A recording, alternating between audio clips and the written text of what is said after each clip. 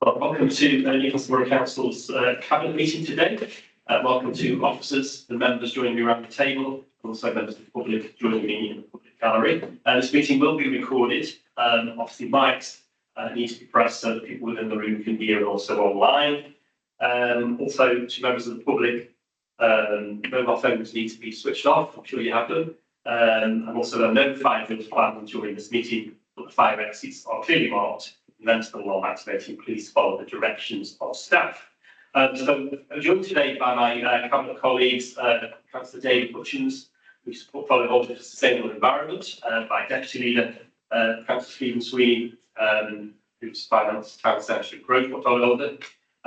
Grace Galvin is in the building. Not sure why he's not around the state at the moment. We just saw him earlier. He'll be joining us in a second. He's our cabinet member for leisure, culture and heritage. And our apologies today from Councillor Andy Fear, who's away in Spain teaching, and also Jill Heason, who is on leave. And he is great. No problem. So we'll note those apologies from those cabinet members today. Item 2 is declarations of interest. Do we have any declarations of interest for items on the agenda from cabinet members? Seeing any? Item 3, minutes of the previous meeting, they're on page 5 to 12 of the agenda. We agree those as a record from our 16th of July meeting. Thank you. That brings us to our first item of business, and the first item, which has been a standard item on our agenda now for far too long, given the issues we're having with Roy's Quarry, and you have to keep putting on there because of the operator not controlling the owners from this side and the environment agency not taking the appropriate action. Our Chief Executive, Gordon Moore, is going to introduce the report again. It touches on 3 areas: one, the labour figures, one, the monitoring data, and then the actions of not only Borough Council but also other partners in trying to tackle this issue. Also, since our last meeting, we have had the large fire on the site, and also we've had the data from the recalibration of the incorrectly calibrated monitoring equipment from DEFRA and the EA just recently as well. But I'll hand over to Gordon now to give us the rundown through the report. Thank you. Thank you, Lena. In respect of the Roy's Quarry update report, this follows the format that, as you said, Chair, has been the format for many reports to date. This report covers the period from end of June into July, and particularly from July and August of this year. So we were aware that odour complaints had peaked in February of this year, followed by downward trend through March and April. In May, there was an upturn in odour complaints, down in June, but up in July. And it should be noted that in July and August, the number of complaints were above those reported in the same periods for both 2022 and 2023, which is discouraging in terms of where we are. Yeah. There were 13 odour events in July and 6 in August, where over 10 complaints being received in a single day. And to date, in September, there have been 15 complaints made. In respect to their quality data, the percentage exceedance of the World Health Organization annoyance level per week is reported in the table in section 2.14 of the report. This shows that the level of hydrogen sulfide are higher at the MMF 9 Gallon Gale monitoring station compared to the other MMFs, but also shows that there was a temporary respite for a number of days towards the end of August. As before, complaints continue to correlate well to air quality data of the World Health Organization percentage exceedance. The graph in section 2.16 in the report shows this good correlation throughout the period. So we do expect the value of the complaints closely to the air quality data. As you mentioned, the committee of inquiry has been held in this period, 2 sessions in July and August. And those sessions are now completed. The committee is thankful for those who participated in the inquiry. The report is currently being collated and will be presented to the full council at the end of this month. As also referenced in the report, the Environment Agency has provided the long-awaited hydrogen sulfide adjusted methodology and data. There's detail on this information provided in section 2.18 in the report and links to the EA reports and adjusted data administrator George Morrow provided. The adjusted data has been reviewed by the UK HSA and an updated health assessment published for 2021 to 2022. Virtual vote meetings held on 28th of August by the EA and a transcript of the meeting will be published on their Engage website once that's linked to your resources. In respect to wider environmental agency updates, there have been 2 compliance assessment reports published and 1 site inspection visits. No non-compliance scores have been issued in this report. As further referenced by the self-leader in the report, on the 4th of August, the Sunday evening, at approximately 2200 hours, there was a fire at Wally's Quarry, which established fire and rescue service successfully tackled and brought under control in the early hours of the 5th of August. Whilst obviously thanks here to that service responding properly, there was a huge amount of concern from residents and also commensurate substantial resource required by emergency services and council and other responders in dealing with that fire event. The statements about the fire have been made by the fire service, by the EA and what's probably limited, and these are contained in section 2.28 onwards in the report. The Scottish Fire and Rescue Service have detailed where their investigation has reached. On the 5th of September, Wally's Quarry Limited published a statement which is included in the report, noting that they are in discussions with Staffordshire County Council for a confidential pre-application meeting as part of a project to, and I quote, explore options and opportunities to complete the restoration of the landfill site, sustainably making enhancements and alteration to the existing restoration plans. We understand that that will be covered in the Wally's Quarry liaison committee meeting later this year. I'll pause there. Thank you, Gordon. So a lot of issues to really discuss. I think I'll kick off on the fire. On Saturday, there was a Wally's Quarry liaison meeting last night, which has been called for by the local members, councillors on the committee. So we're pleased that the operator gave way to that and allowed a meeting to take place. That meeting was recorded and will be posted on their website in the usual way. It may take a couple of days. But I think really the points that I made last night were really about potential for better consideration to CCTV on the site for the future, and they've taken that away. And also, they obviously have policies in place which are supposed to be able to A, prevent, B, deal with issues on the site. And of course, they are reviewing those, but I think they need to go further than that and actually make some changes. And the EA also needs to be involved in that as well. So I think a report will come to a future liaison committee, which again will be a public meeting by the time the video is published, for us to be able to scrutinise that in the future. I know it causes lots of concern and worry to local residents, and number of them congregated outside the site on the night. I think a lot of people learned about it on social media, saw some of the photographs and the videos which were showing the large scale of the fire, and it should not be played down. It was a serious incident. I thank the fire service and the police for the work they did on the night and subsequently. And I think we need to ensure that this type of thing doesn't happen again easily, whether it is a lithium battery fire or whether it's something to do with a vehicle or whether it's something else on that site. We need to ensure while the site is open, those type of things don't happen. I've just also touched on the data and the recalibrated data. The environment agency had an online public meeting where they explained the details of this. Health were also that's the health agency who gave their take on it. I think again, it's, as we've said so before in this cabinet, it's really disappointing that this has happened. And also, as it was revealed also that the data back to 2017, 18, 19 has not been able to be recalibrated. And if you remember at that point, that was when the Environment Agency initially installed monitoring equipment. And then after that monitoring equipment didn't show a substantial level of pollutants coming from the site, hydrogen sulfide. They then, for a number of years, looked back at that data and said, well, there's no need for any monitoring. If it isn't a problem that is worthy of further investigation at that point, that was proved to be, obviously, in 2021, 22 and onwards, to be the wrong thing to do, and eventually we got a number of monitors in place.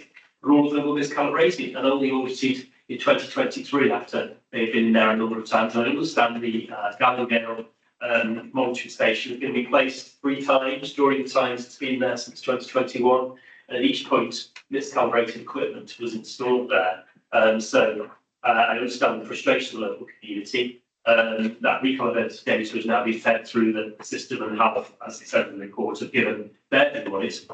And we are, as far as we know, BA obviously taking at face value that monitoring equipment is now collecting correct data going forward.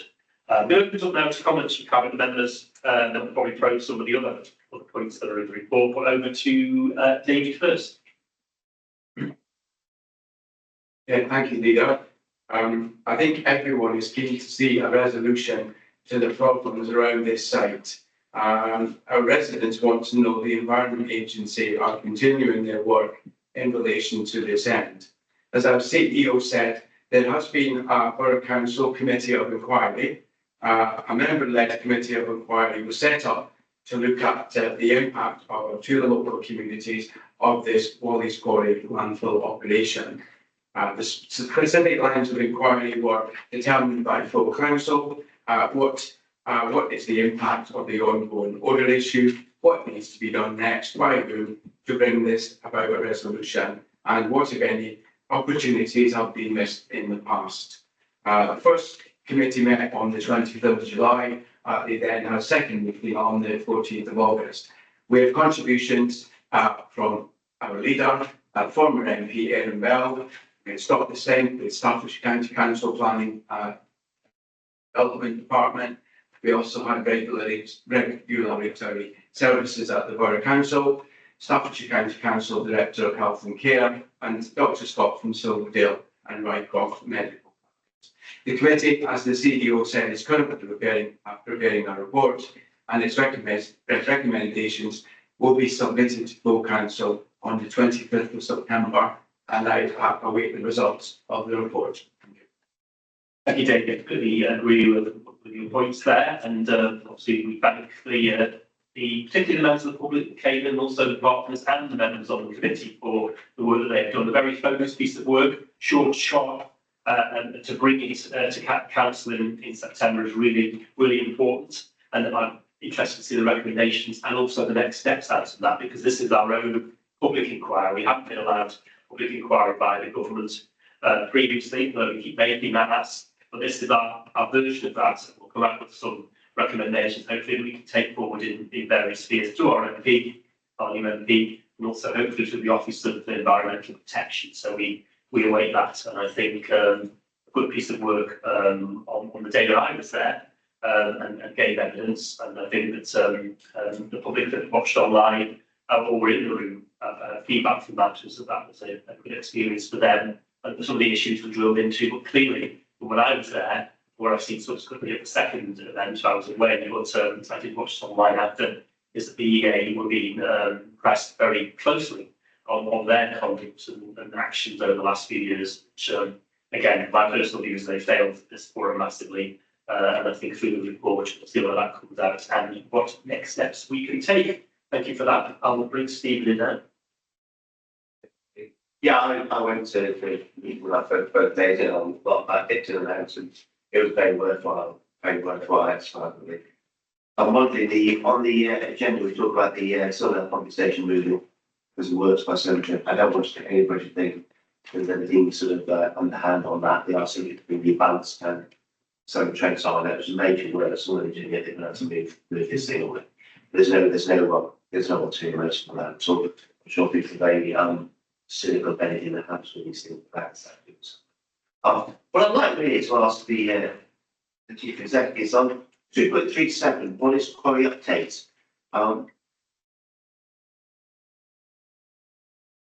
What's that really mean? It's very not a lot of it. it's about restoring the area and then planning for it. So when's this all going to happen? I think it's what is quite actually quote, isn't it?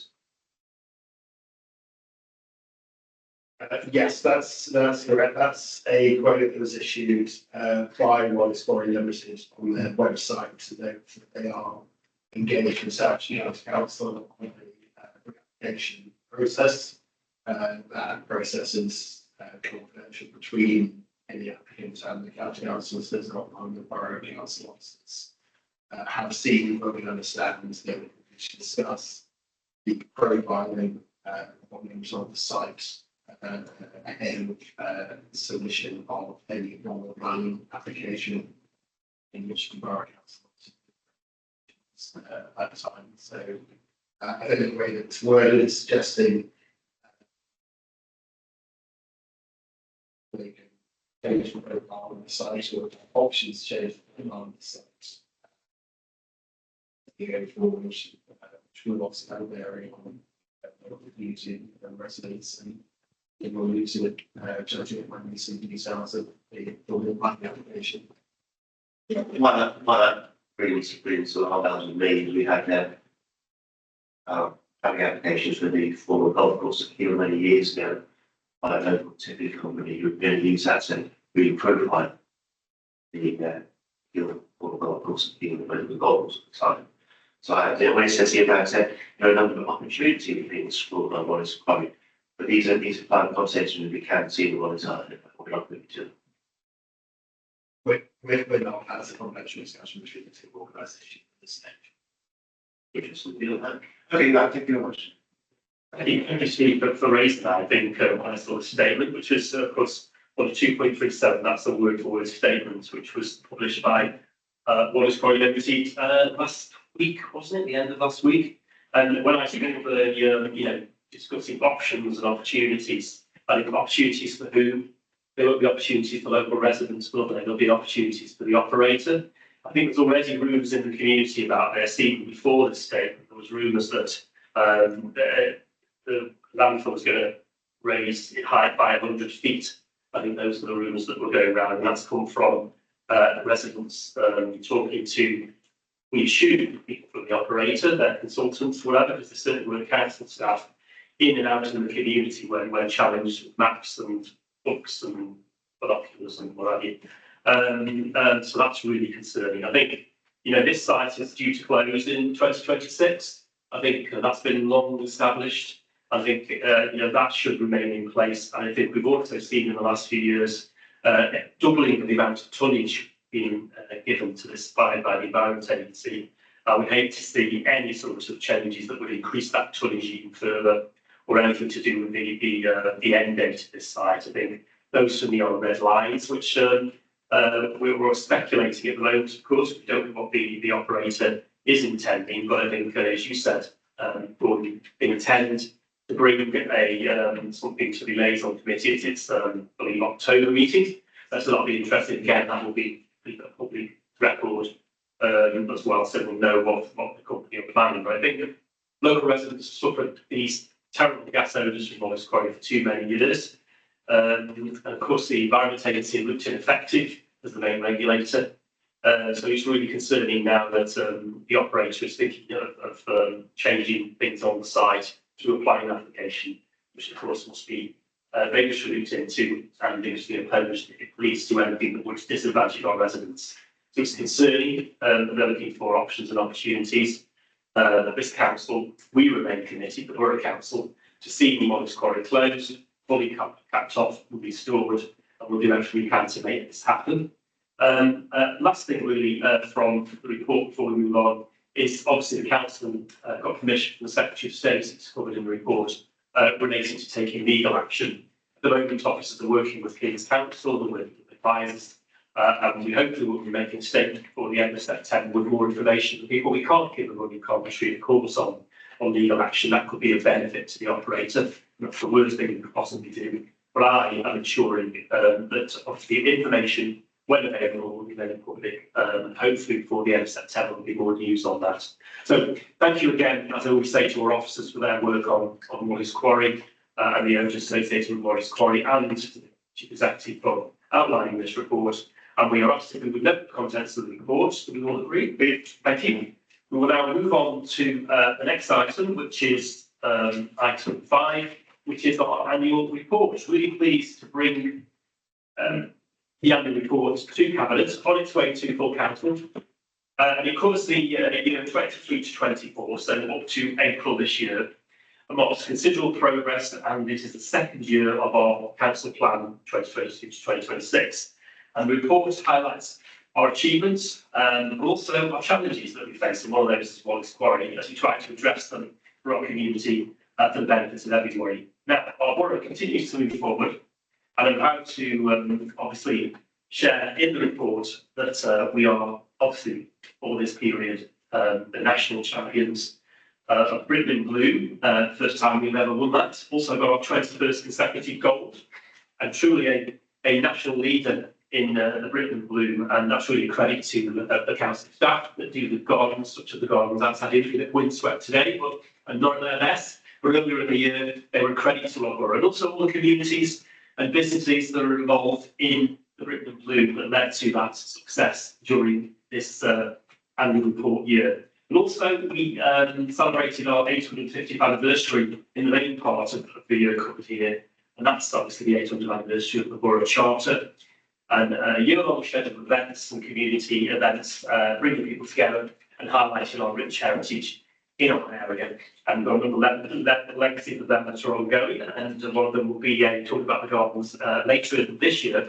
A statue of the late Queen Elizabeth will be situated not far from where we're sitting now. More news on that to come. That's one of the legacies that come out of our 850 year.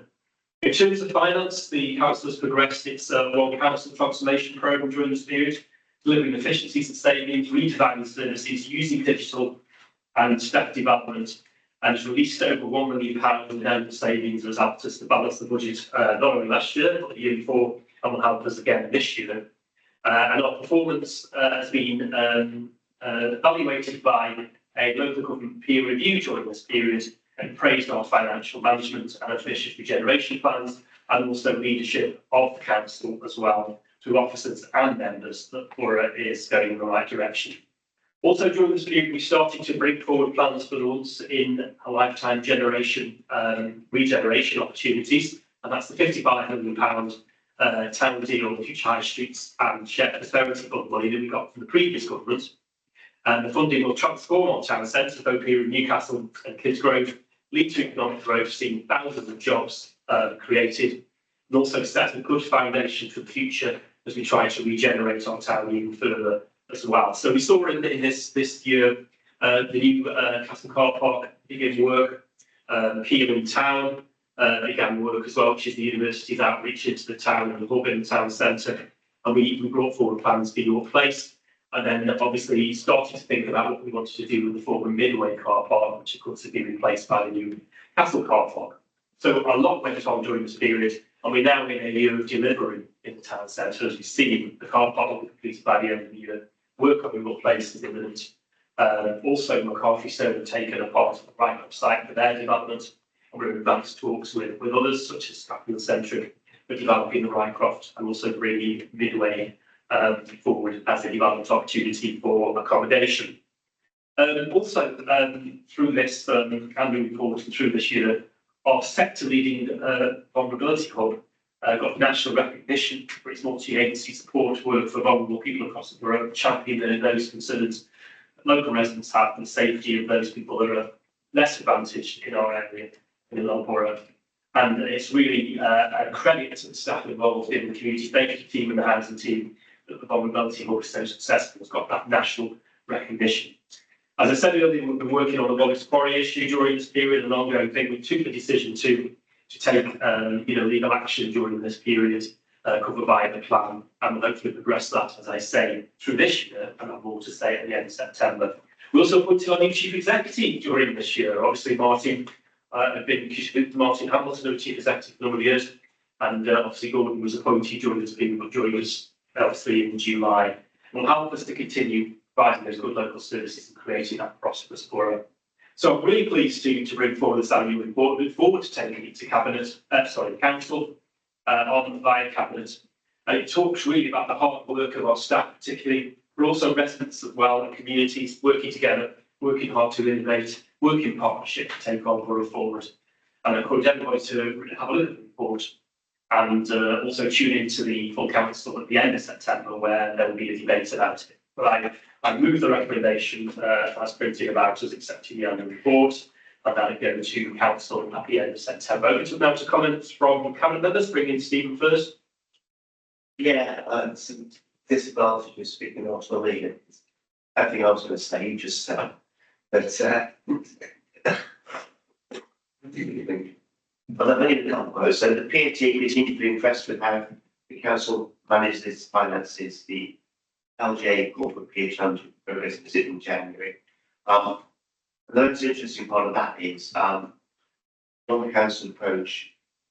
One council is a spend to save program with a agreed investment of 1.2 million. So we paid 1.2 million once. The current benefits of 1.173 million have been achieved.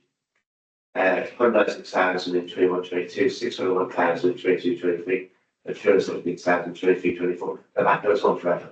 So we spend 1.2 million only at 1.73 million every year for FSI. It's a tremendous achievement.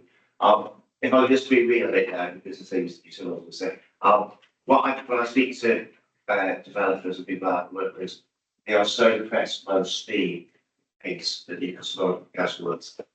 The other local authorities, now meaning about the data and drift in Newcastle is non-existent. We get on with things and we make things happen.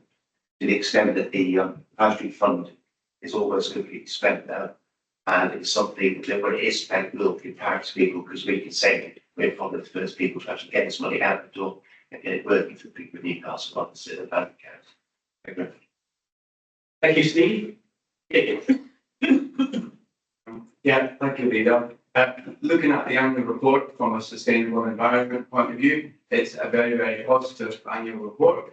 Our food hygiene team inspected 88% of food premises on time, and less than 1% of premises have a 0 or a 1 rating.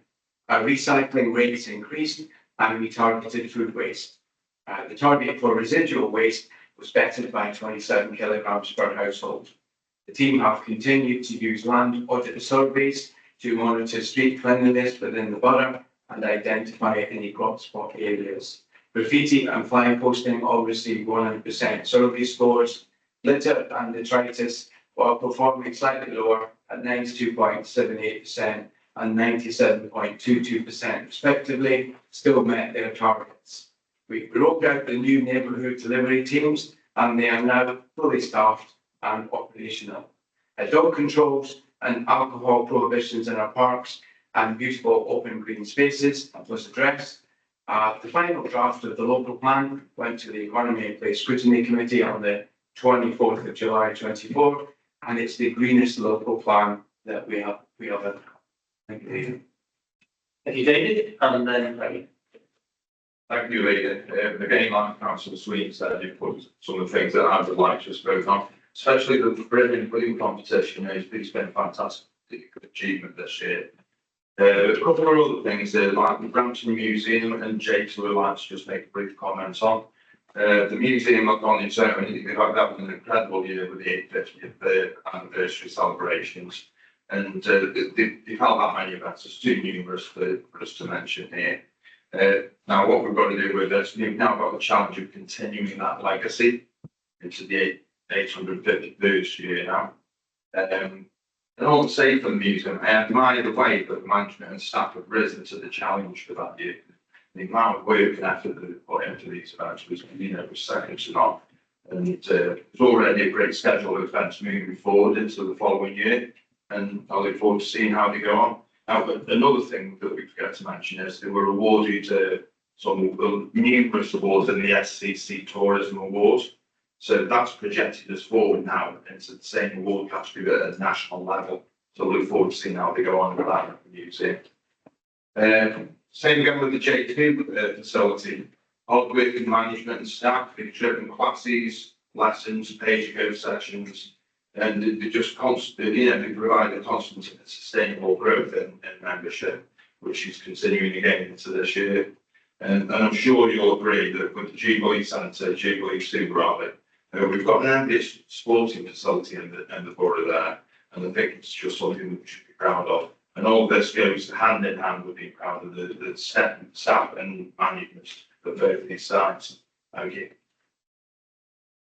Thank you. Just a comment on J2 and the museum. I think absolutely credit to the Borough as the museum. We know that it's going from strength to strength. I think J2 also its membership and getting back on its feet after the COVID lockdowns. A lot of leisure centres and Winkles have struggled. We've really got J2 firing on all cylinders, and well done to the staff there and the management of that, which is really good. Just on the point you made, David, I think it's really relevant about the progress we made on grot spots and cleaning up parts of our borough on this during this year, and you carried that on. It predates this year, in fact, as well. And it's interesting because I did tune into a big debate that took place in Parliament by our new MP into waste crimes, and he went down a bit of a rabbit hole, and there was a bit of politics about Stoke was doing this and why Newcastle doing it or whatever.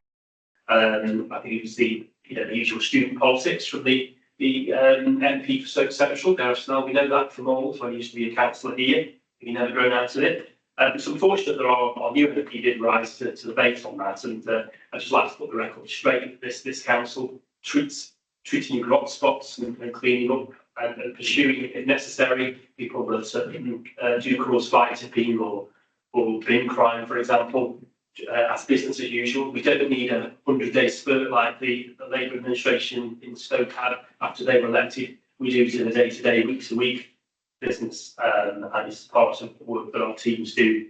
And Trevor Johnson brought that in when he was portfolio holder a couple of years ago, and it's been kept going by and hopefully improving even further as we go on to try and keep our borough clean, hold its people responsible that do break the law when it comes to whether it's fire tipping or other environmental issues.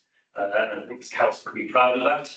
And I think that our new MP and also former leaders of this council that are now an MP in Stoke Central should do more of their homework. Thank you for that. David, so recommendations you've already received, consider the annual report, we've done that, and also refer the annual report to council, which is on the 25th of September 2024, when we can have a wider debate. I'm sure you can raise some of the issues we've just raised in that with our civil response to our Labour colleagues. Thank you. All agreed? Agreed. Next item is the following item are two financial related ones. First is the provisional financial at 23-24. Steve is going to introduce this. We've got a payable variance of £7,000 against the budget, which is a pretty phenomenal achievement at the moment. There's a list of all the things that didn't go on the report, which I won't go into. People can read it, tell them where they've gone, where it's gone from, or going to. But what I would like to say, the most interesting, well, not the most important one, should we say, is a shortfall of £505,000 in housing benefits subsidy grant regarding accommodation payments, which full subsidy is on the table. So we put a budget in something in the region of £500,000. We've ended up spending £1 million. And so next year we're going to make the budget £1 million, and I think it's cost us more than that. This is the major pressure that councils are under, all councils, not just us, all councils in the country. And I think it's something that the new governments are going to need to address. Because this, I think it's about £1.2 million and the cost of this year is an enormous amount of money for small authorities like this. But the interesting thing is use a lot of ups and downs of everything. I'm going to audit a fairly settled rosy picture. This is going to go to audit stands, I think, on the 30th of September. Whether the auditors present their findings or near enough to findings anyway. So good update on it. Problem auditors have got is haven't got a staff. I would say to anybody who's watching this and anybody sitting in this room, if you've got a son or daughter who's got a bit of a bent for mathematics, become a local authority auditor, because you'll never ever be able to put on the desperate shortage. Okay, well, thank you for the careers advice there. Yeah, if anybody did like that. Yeah, excellent. Not for me, but I mean, yeah. Thank you for that introduction to the report. And I think you did hit the nail on the head of some of the pressures that we faced last year and we're going to face again this year. I think when we talk about the NTFS, you'll be sort of bringing that narrative forward again as sort of action on our side. But I think it's pleasing to see that the report before us for the action for the last financial year. And unless there are any other speakers, we'll move to the recommendations as set out that the fund action and key issues in respect to the council financial position be noted. All reading. Okay, that then brings us to our MTFS for 25-26, and Steve's introducing this one. This is a very short thing. Well, really, it's the start of the budget process. It comes every year. It sets out three real things. First of all is what the gap is. It is 1.429 million pounds this year. We've got to find it somewhere. And over the 5-year period, the MTFS is 5.251 million pounds. There's also the revised budget gap provides for 3.5% pay award in relation to 25-26. It also provides for 1,290 performance with pay award in relation to 24-25. As per the latest employees offer, this was not much joyful. 24-25. These sort of things are going to be taken into account. If you have a look on the report, you will find a calendar of events on the third page in, telling what the timetable is for where everything's going with this. The standard process out every year. And then the final page, it gives you a full chart with 1.429 million, where the savings is going to be made and what we're doing with this. And at this stage, that's not else to talk about this because it is the first day of a very lengthy process. We've got the efficiency boards coming up and we'll drive savings to the authority out and things like that. This is the very beginning of that process. Any comments? Dave? Yeah, thank you, Leader, and thanks to the Deputy Leader for his report. I have already had initial meetings with the 4 officers in my portfolio. More meetings are planned for next week, and I'm looking forward to reporting our findings to the Efficiency Board later this month. Thank you. Thank you, David. As the both of you said, this is the start of the process already underway to setting our budget, which will come to council next February. We have an efficiency board process, which has been well worked for the last few years, and that's a process again to achieve the required savings. The savings are less than the last couple of years, and I think that's good news in what is a very difficult year. I think we've got some problems which we touched on in the previous item, didn't we, Steve, about the cost of the emergency accommodation. We're not the only council that's got the issues. All district councils and also those units with responsibility for homelessness and housing have those issues. And last year we did write to the government to ask for that to take into consideration, to give us extra funding for that. We did receive some extra funding, didn't we? But by no way would that recompense for the money we spent. And that's only going to go higher, isn't it, I think, as you move forward.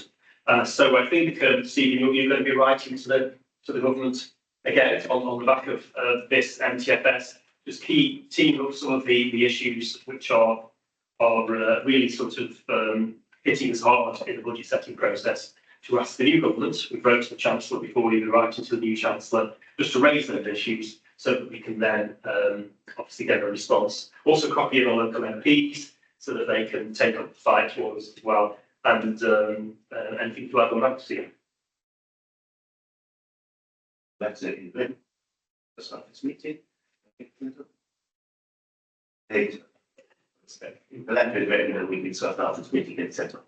Okay, so we'll do that. I think another thing we set as a principle when we were looking at the MTFS, particularly looking at the start of the budget setting process going forward, and there's our commitment to the low council tax increase. We made a commitment when we were elected for this term in 2022 not to have an increase over 1.9%, keep it below 2%, and we've done that the first couple of years, and we intend to do that again this year. I think that's more needed than ever. The cost of living issues are still there. Anybody that goes to their weekly shop knows that there's been a bit of a lag on the inflation on food, because it seems to have gone up more in the last few months than the previous year, and when inflation was high throughout that period. It's coming down now, but it seems to be an increase on people's weekly shops, bills, etc. And we understand in the autumn now that the electric and gas and energy bills will go up as well. So it's really key that we keep our council tax low, and even more so when the new government, I believe there's a debate taking place in Parliament at the moment over the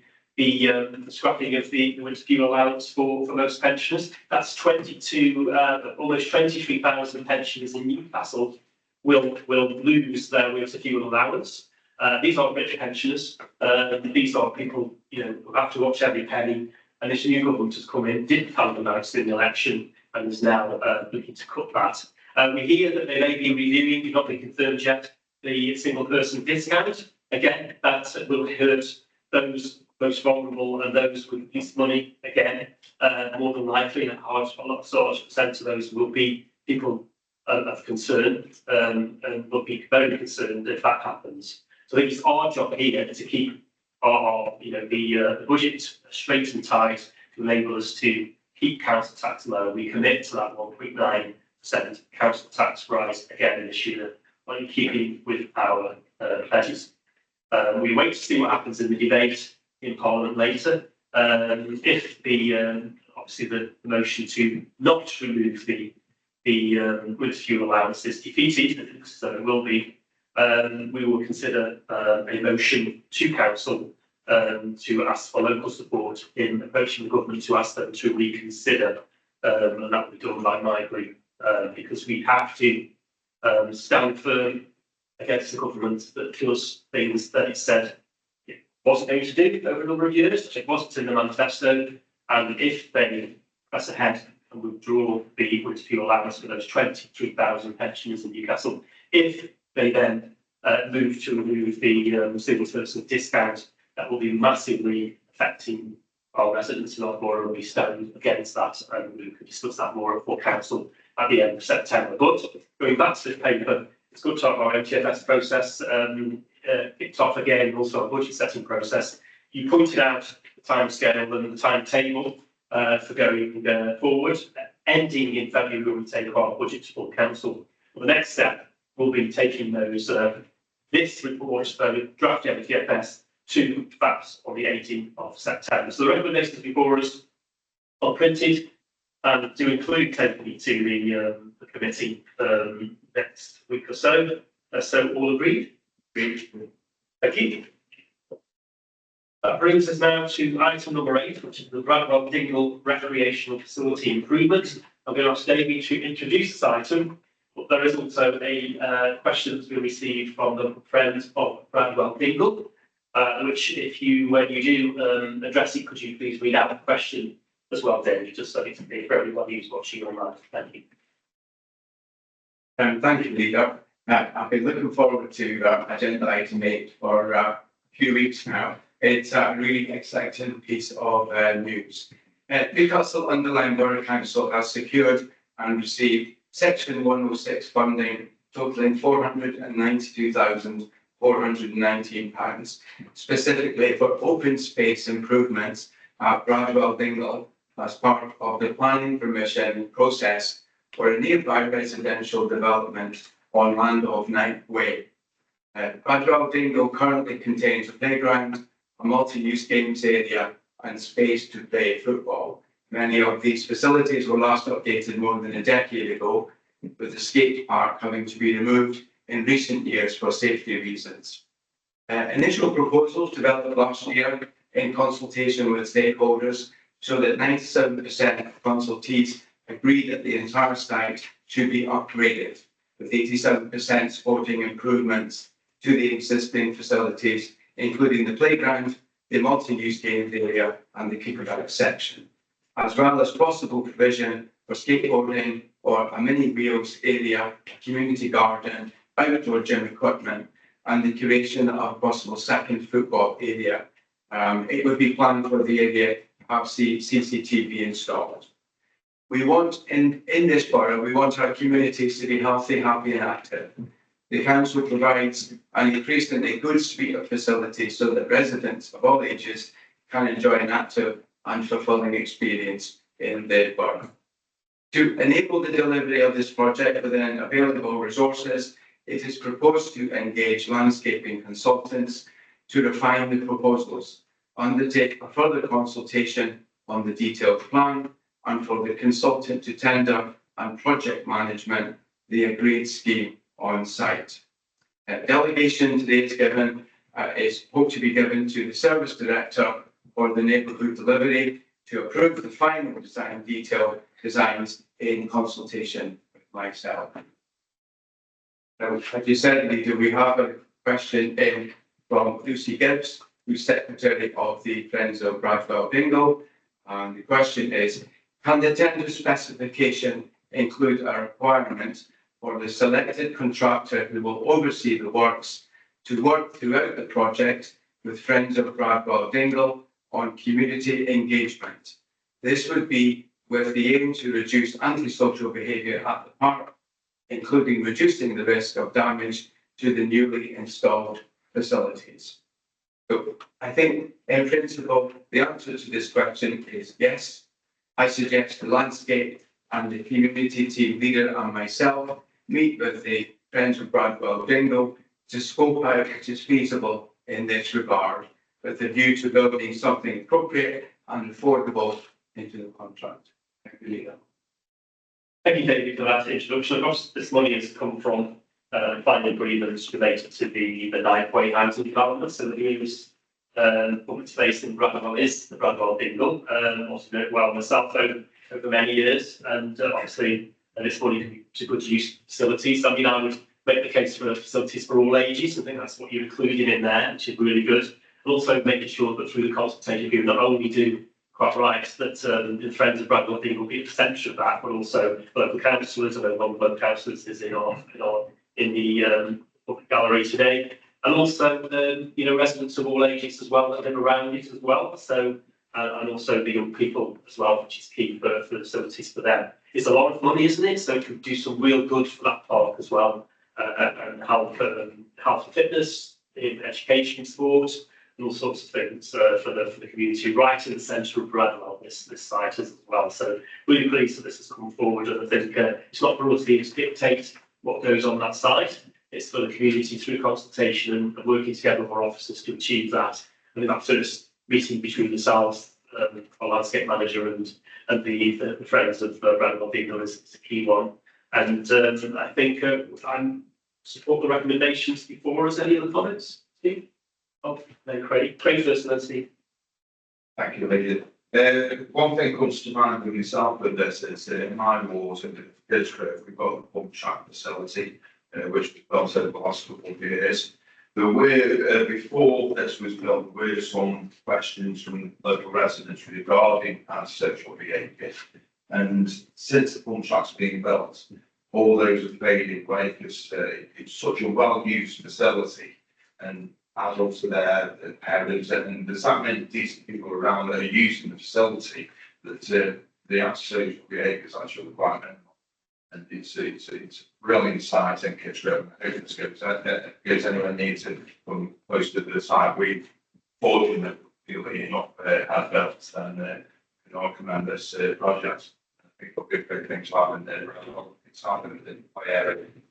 Thank you, Craig. Steve. Yeah, I think it's a lot of money for it. What I would also add, in my opinion, is not taking that something. I would, as long as I look at the Friends of Bradwell Dingle, I would pass from letters to the door every house that's onto the Dingle. It's not a huge amount. Because they'll all be interested in what's going on, whether on the Friends of Bradwell Dingle or not. It's the back of their houses, and they'll want to know. I think that'll be time to spend. Thank you. I'll just come back. I'm Deputy Leader. I've already spoken with Bradwell Dingle. They were involved in the two surveys, one in 21 and 22, and one in 2023, and they have a database of all the houses that come into the area. So they're willing to obviously share that database with consultants and the landscape manager, so that we can contact everyone, so that everyone has a say, especially the houses round about, but everyone in Bradwell. Thank you. So recommendations are we approve the principle for the scheme for the play and recreation facilities at Bradwell Dingle, authorise officers to appoint a consultant to undertake further consultation, detailed design and delivery of the project, with of course that caveat of the meetings taking place in the community consultation of all ages, and then approve the funding and then delegate to the service delivery manager and the portfolio owner to agree the detail. Authorise officers to seek and accept the best value tender for delivery of the project. Of course, consultation and keeping the local members, councillors updated as well on this and inputting into the process will be good, because they're the first line of obviously residents come to with any complaints. So for them to be forewarned beforehand and in the centre of this is good, and I'm sure they free the local members will want to do that as well for their area. Okay, all of these recommendations. Thank you. We move then to item 9, which is statutory-wide agreement on climate planning policies. David, on this. Yeah, thank you, Leader. Statutory-wide agreement on climate planning policies is essential. With this in mind, the Staffordshire Sustainability Board has been set up to facilitate collaboration on shared sustainability goals and objectives. Members of the board are relevant portfolio holders and officers, supported by a team of advisors drawn from across the Staffordshire authorities. The board works to influence change within local authorities, as well as other organisations and individuals, to ensure that Staffordshire as a county is net zero by 2050 or before. This climate change adaptation and mitigation final report has been fully endorsed by the Staffordshire Sustainability Board, and it has 100% commitment from Newcastle-under-Lyme Borough Council. As we read in section 2.1 of the report, it is calculated that 68% of current domestic emissions comes from sectors heavily linked to planning, including building, surface transport, manufacturing, construction, and grid supply. It is vital, therefore, that suitable planning policies are put in place that direct new development to sustainable locations, encouraging and require appropriate consultation techniques and the use of sustainable materials, and allow occupation and use of buildings in an energy efficient manner. The Newcastle-under-Lyme local plan is currently in its consultation phase until 7th of October 2024, and as I said earlier, it's the greenest local plan that we have ever had. The plan supports tree planting to facilitate carbon capture. As part of the Borough tree planting scheme, we have planted 29,599 trees since 2020. This plan also deals with biodiversity, renewable energy schemes, water standards, sustainable drainage systems that manage surface water runoff and foster climate resilience. This all shows that Newcastle-under-Lyme Borough Council supports a Staffordshire-wide commitment on climate planning policies. Thank you very much, Leader. Thank you, David, and we'll be one of the first councils to get this on the books of Cabinet. All the districts and the county council are taking it through their cabinets, and actually we're one of the first, which is really pleasing to see. I think it just backs up our green spoken plan that the council has ever put forward, which is currently out to its Reg 19 consultation. I think it's really pleasing that we bring this today, and as you say, you've introduced it as a plus and a positive for our borough. I think it's to set the standard really on what we want for net zero development. This council, when it's taking water generation plans we talked about earlier, is looking at net zero for all its builds now. The new car park, the refit of your place, midway, and all the other things that it's involved in are meeting that standard already in their plans and the implementation. So it's really key that we do that and set the sort of the standard really in our borough as we go forward, as we try to. We will reach our net zero target as an organisation by 2030, but for the wider borough 2050 target, which is in line with most districts and the county council in Staffordshire, and this policy will help us to achieve that. Any other comments? Seeing any, so David, through the recommendations, we'll read. Thank you. That brings us now to our next item, which is the North Staffordshire Building Control Partnership renewal of certain agreements.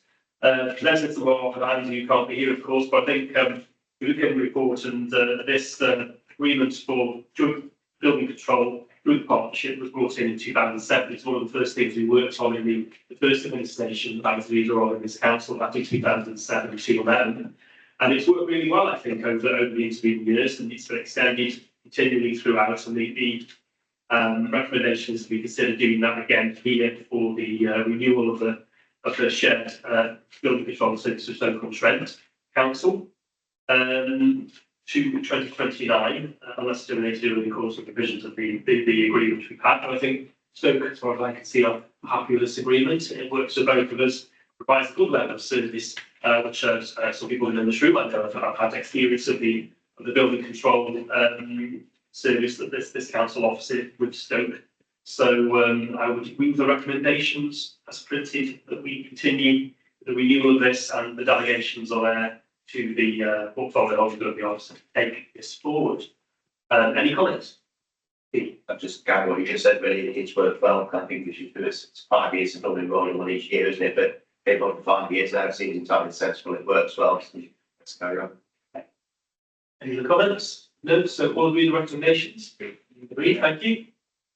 That brings us to item 11, which is the North Staff's local air quality plan report. This is we've got a public report here. We'll also have a confidential report, which includes more details of the arrangements that Stoke are working on to take away the last barrier, really, to enable us not to have the buzzgate on the A53 Basford Bank, which I think is a victory for the local residents, a victory for this council, and it's something that has been in the public domain for a bit, that the previous government had, if Stoke meet the requirements of the work that they're doing, which is part of the confidential item later, that the buzzgate will then be negated, and there'll be no need for the buzzgate, which would have caused issues for local businesses, diverted traffic onto local roads in Maybank and Basford, through to Stanton, and also Stoke side down Victoria Street, Hartstone, and the roads off there.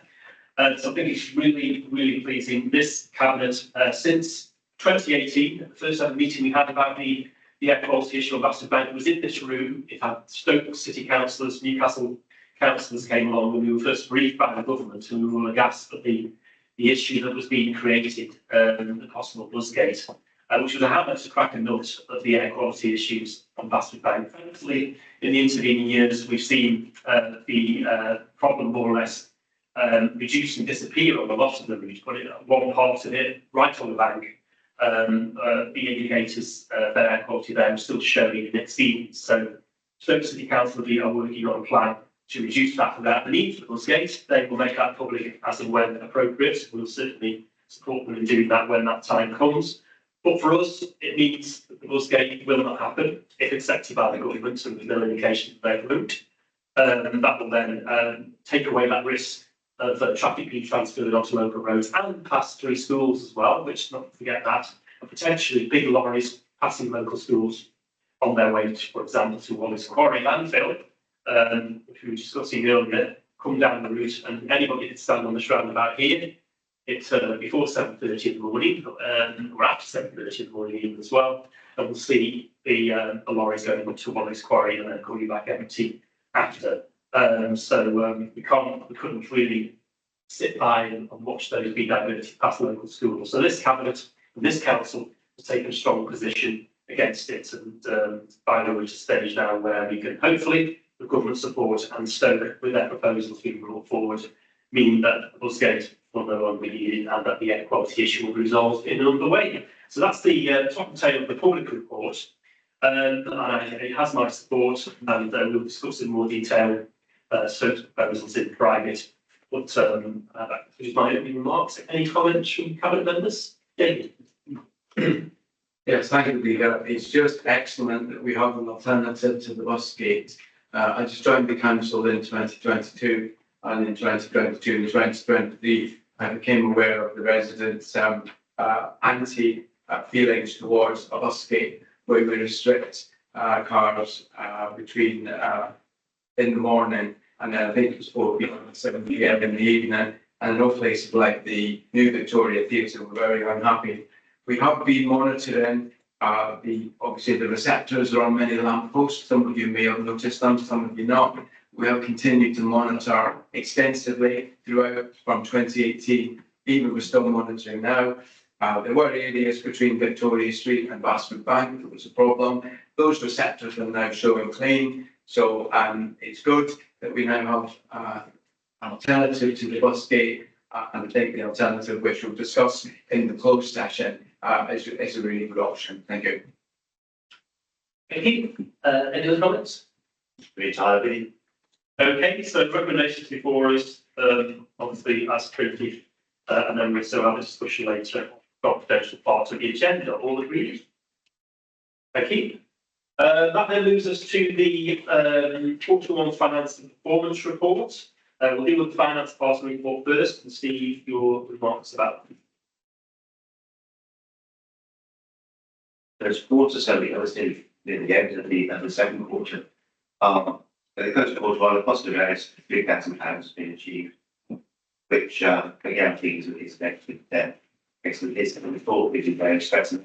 But I'll just reiterate again, it's a supportive accommodation, which is the one that's really going to cause all councils, not just all councils. And we don't get enough money back off government for what we're paying out. But apart from that, it's £3,000 to good and I'll pay happy with themselves. Thank you. If you emphasise again, your letter to the government is keen up some of those issues is really important to be started on the budget setting process. And also, I believe you are also doing, or at least sending your letter to go in with the district council network. Yeah, they've obviously gone back to because all councils are the same boat. I mean, we're not special. And I think they've asked me all councils, right? The letter we've already written to the Chancellor, or to the is prepared to the Chancellor. They want a copy of everybody because everybody's doing the same thing. So you got a whole wad of papers, and they go to government with a wad of papers with loads of different councils, all of the same note. This is where we are.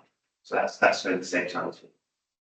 Okay, so I'm really much to working with our district colleagues to the new government in this respect this year and see where we get with that. Moving to the performance data, we have 82% of our indicators have met their target during this period. We'll go through now and bring in cabinet members as required. The first indicator set is under our priority of one council delivering for local people.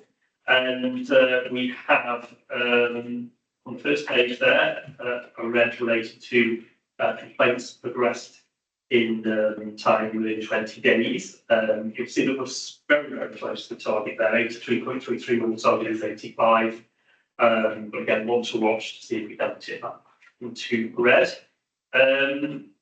We also have food premises ones and also the food inspections. Both me, David, anything to add on that? Yes, thank you, Leader. We actually inspect 953 premises, and I'm pleased to see 96.4% of the premises in the borough are a number 4 or number 5 rating. And we only have 5 premises that are a 1 rating. We have no premises on 0. We have 5 premises on a 1 rating, and officers are working with those premises to over the next 18 months to get those ratings up. And as you said, 100% of the inspections were done on time. So well done, the team. If you open the page, we have the obviously what was read for a very long period of the statistics. We work on into the reasons for that again. We've had the full review of that and also actions put in place, which seem to be having a desired effect. We're still at an amber, but obviously the first quarter of the year we are lower than the previous year. So we are heading, I believe, in the right direction. We'll see over the next few months how that pans out. But it's interesting to see that is now out of red for 2 quarters in a row now. Then we're heading in the right direction. Nothing else on that page. Moving to the next page. Steve, any comments on council tax or rates? No comments apart from the superb set results. Okay, that's the comment. Well done. That's great. Yeah, it's always good to look at the positive sides as well. And then over the page, we've got a number of customer service indicators. We've got yellow for the online transactions. There is comments in the section there to cover that. But again, we are, I believe, just slightly down on the figure last year for online transactions at this point, which is only the first quarter. Nothing else on that page. We've sent to our next indicator, which are successful and sustainable growing borough. And these are the planning ones which Anthony would have covered. I think that a good picture overall, other than the complaints relating to alleged breaches of planning control, which are shown in red, one of the couple of reds in the whole deck. And that is down to the new, I believe, the new enforcement policy being in place, which has brought in a new structure for dealing with enforcement. So we're clearing the backlog, so to speak. under the new strategy. So that's tipped us into, again, not that far off the target, but showing us a red. It's something that to improve on in the next few quarters. Yeah, one above it, the for labour was 3.8% as opposed to the target of 11. Now, every week I'm signing leases for our industrial units to be taken over. Obviously, if I sign a new lease, somebody's left it. But I think 3.8% in target 11 is a superb achievement by this borough. And I think we continue saying we can't have enough industrial units. We can always rent them out. And I think that's really good sign, really good progress.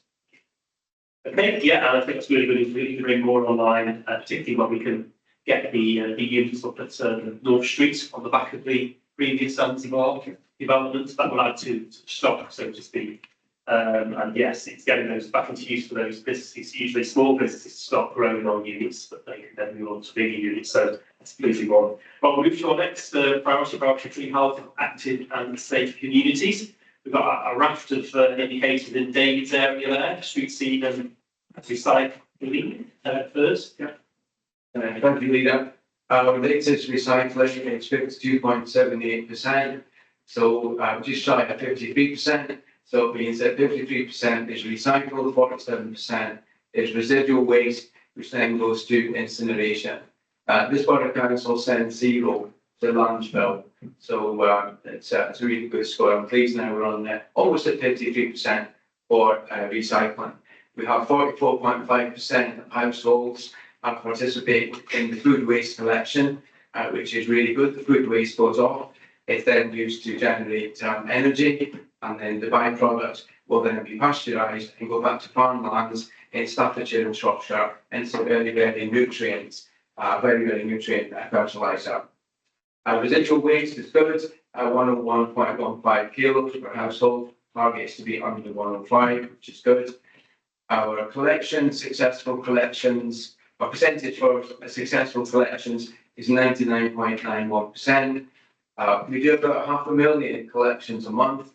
So in the quarter, the Sustainable Environment team have collected nearly 1.5 million different collections. So to have a success rate of 99.91 is really good, and it's a score that I'm very proud of. Next comes the litter, the detritus, and the environment flag posting, and we've got the graffiti, all scoring 100%, apart from the litter, which is on 95, but it is above the 92% target. Next, we have some new report that's not been here before. It's the first quarter that we've done this one. It's reporting back on fly tipping. We've had 245 instances of fly tipping. It took about 6 days for them to be case closed. 2.45% of the fly tipping, we were able to gather evidence on who caused the fly tipping, and then we issued 3 FPN fixed penalty notices of £500 to 3 people. So this is the first time we've put these on the performance-related reports. No targets for the moment. We're just collecting data. And it's a shame that the Westminster debate in London didn't obviously look into some of those issues of the wider. It's wider if you just find people, isn't it? It's how you deal with it, it's how you walk with it, it's how you clean up. And we've been doing that as business as usual for a couple of years now. I'm really pleased that we do now catch those in the indicator. And as you say, we'll go year on year, so we'll be measuring our performance against the following year next year when we've had these figures up and running for the full council year. Okay, moving on to Craig's area and portfolio relating to the museum of J2.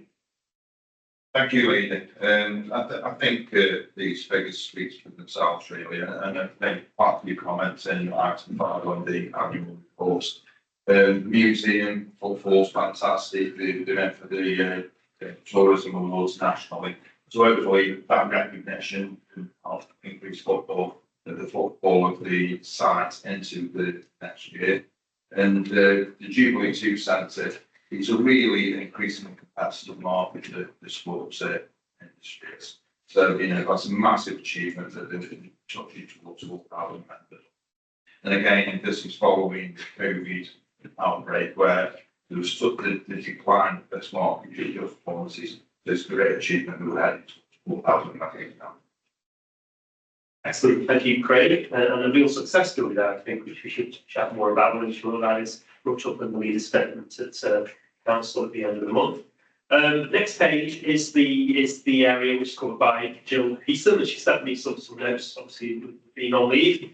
Antisocial behaviour in general has been a healthy drop, with cases being closed. We continue to work with partners to reduce antisocial behaviour, and training has been undertaken regarding effective triage and assessment. The community action safety plan is being updated based on priorities identified in the strategic assessment, with operational work continuing in Newcastle Town Centre to and social behaviour and other issues with police and partners.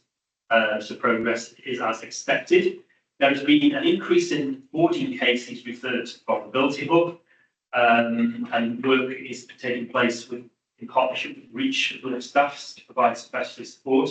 I think we started to measure ourselves on the indicator, so that usually creates that sort of caseload by being an indicator and by being a policy that we're now actually going out there and looking for cases. So I wouldn't say there's suddenly been a massive increase in boarding, it's just we know more about it now. And the next thing is relating to emergency homeless cases have increasing as the applications for housing, which is to be expected in the current climate, and we continue to work to reduce this as the year progresses. This will touch into the issues with temporary accommodation that Steve talks about. And then the last rough sleep account identified 8 individuals, 5 had a connection with Stoke-on-Trent and 3 with Newcastle. The multi-agency hub enables us to link in with other providers so that out-of-area individuals are able to receive the support they need in their areas, so they can access provision there and services there. So that's a key point as well, isn't it? Particularly as out of those 8 people, 5 have connection to Stoke-on-Trent, not the Borough, so they migrated into the Borough. That's interesting. The multi-agency hub is then obviously making sure that individuals be connected with the area that they come from. So that's from Jill. And then our last priority is town centres for all. And there's ticket purchases following this list, and also the footfall for the town centre, but there's also the market data, which isn't included in this time of Steve will tell us why. This is I remember the car park tickets being in red for us, because it's 83,600 as opposed to 85,000 target. So it's only 1,400 town. There's a number of reasons, I think. There's especially with their distributing shut periods, that's quite a busy car park for ourselves. Johnson and Wyckoff being shut again, that's a busy car park. And also these contractors that we've got on the Sky building and the multi-story car park now. This is number of tickets sold as opposed to money received. So if you've got a van and you're parking in a bay on say Mycroft and you're there all day, you're paying an amount of money. You could have 3 or 4 cars parking at the same time cycling over the day, and you'd have 4 tickets as opposed to 1 ticket. So I think that's it sounds like an excuse, but I think it's a valid point. There's now a lot of vans, a lot of cars and structures, which shows how well the town centre is doing, that people who are coming to town to work and eat and go out for lunch and all sorts of things, which is what they do, is continue to see people walking across Barracks Road back from where they've been for the lunch, which is good for the trade there. But I do think that's a valid point. These cars are now to stay there all day, like 1 ticket, as opposed to having buying 3 or 4. It was street cycling. So it's a combination of that. It's a combination of the New Street car park. It's a combination of the new parking policies being drawn up, because there's loads of different things going on with parking. And when the new parking policy is done, we'll have a look at the whole situation, what these standards are that we're talking about. Similarly with the markets, again, it's under review because we're taking a lot of stores away. There's new stores going to be put in on a temporary basis as and when they're needed. So that figure needs looking at again as well. But the Arsene market, I think it's Sunday, isn't it? The Arsene market is doing very well. And when we were at the awards the other night, they want to award the Arsene market for Newcastle. So there is an appetite for our markets. And there's other things we're looking at to bring in there as well. I always think that these scooter rallies or something on a Sunday, it'd probably do very well. When I said, run out to Newcastle for the day. So there's other things sort of out, but that's why the market stalls are actually, at the moment, because we're looking to set new standards. I do hope that's not the excuse of that. So it won't be exclusive. Okay. I think, yeah, just back in Stephen on there, obviously you also see the town centre footfall figures are not there, and in the action section to say that they didn't provide in time. I'll take that off with the bid at the next board meeting to ensure we get that data timing also can get into our report. Usually, I think it's the first time that's ever been in there since we've been monitoring the footfall in this way through the indicator. So just missed the time slot to get it into the report. Asking about what we usually see, it's only a small reduction on last year. I think it's probably higher than the previous year, isn't it? Even though we've got car parks out of action, even though we've got longer stays, as you quite rightly say, another view you mentioned, right, but if you look at School Street and Windsor Street, the number of vans and pickups and stuff that are parked there all day while people are working on the Form the Sky, or the same as you're saying, right, like they're taking one ticket instead of having different tickets throughout the day, the money is stuff, and there's still football in town. But I will say that those workers are spending a lot of time in town getting lunch and supporting the shops, and Queen's Gardens on a nicer day, probably a bit earlier than this, would have been full of the workers from particularly the Form Sky Company in there having lunch, which they brought in town. So it is generating footfall for the town. And as for the markets, I agree with you completely, there's no use monitoring it when we're in the middle of revamping the market.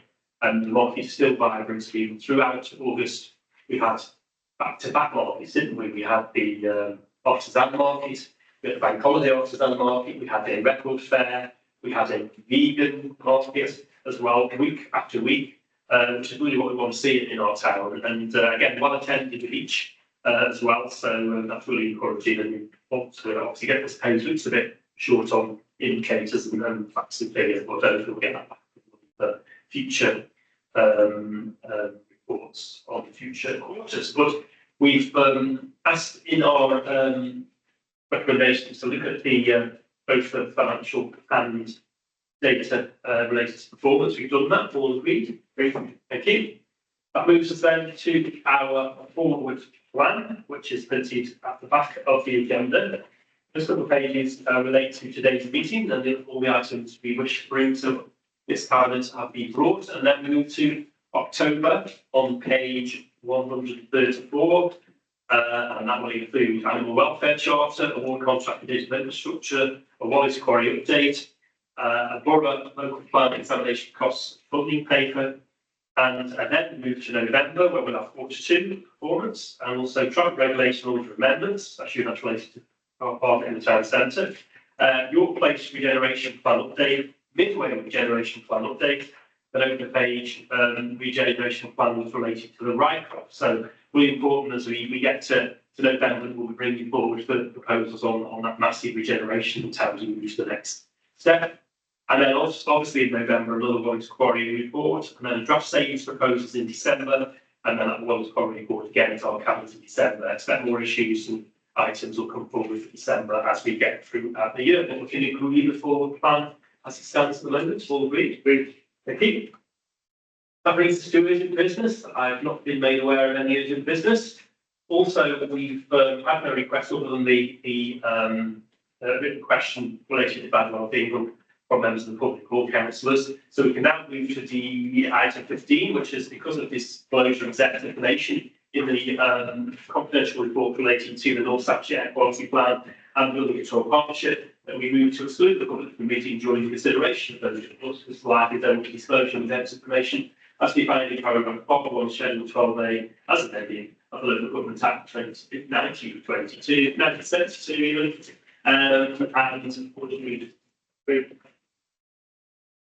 and thank you.